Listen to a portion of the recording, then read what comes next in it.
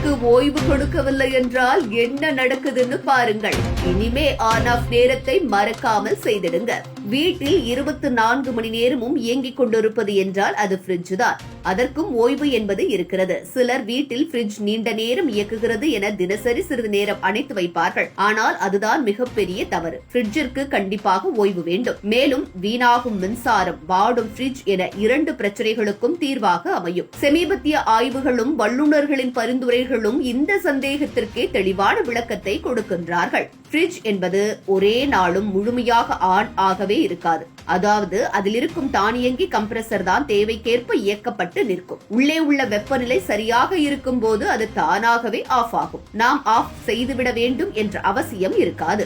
ஆனால் ஒரு சில நேரங்களில் ஃப்ரிட்ஜ் தேவைக்கு அதிகமாக வேலை செய்தாலோ அல்லது பிழையான வழிகளில் பயன்படுத்தப்பட்டாலோ அதிக மின்சாரம் எடுக்கும். உதாரணமாக அடிக்கடி கதவை திறப்பது, வெப்பமான உணவுகளை நேரடியாக வைத்து உடனே மூடுவது அல்லது ஃப்ரிட்ஜ் மிக நிறைந்த நிலையில் இருப்பது, இவை அனைத்தும் கம்ப்ரஸரை அதிக நேரம் இயக்க வைக்கும். அதே சமயம் நீங்கள் ஊருக்கு வெளியே செல்வதனால் 3 நாட்களுக்கு மேல் ஃப்ரிட்ஜை பயன்படுத்த மாட்டீர்கள் என்றால் அதை பூரணமாக காலியாக செய்து பிளக் எடுத்து விடலாம். இது மின்சாரத்தை சேமிக்க மட்டுமல்ல, ஃப்ரிட்ஜின் ஓட்டம் குறையும் போது உண்டாகும் சத்தமும் தவிர்க்க முடியும். மேலும் சிலருக்கு ராத்திரி தூங்கும் பொழுது ஃப்ரிட்ஜ் ஆஃப் பண்ணலாமா என்ற எண்ணம் வருகிறது. ஆனால் இது தவறான நடைமுறை. ஏனெனில் ஃப்ரிட்ஜ் உள்ளே பராமரிக்க வேண்டிய வெப்பநிலையை நிலைத்த வைக்கும் உபகரணம். அதை நிரந்தரமாக ஆஃப் செய்தால் உள்ளே உள்ள உணவுகளில் பாக்டீரியாக்கள் உருவாகலாம்.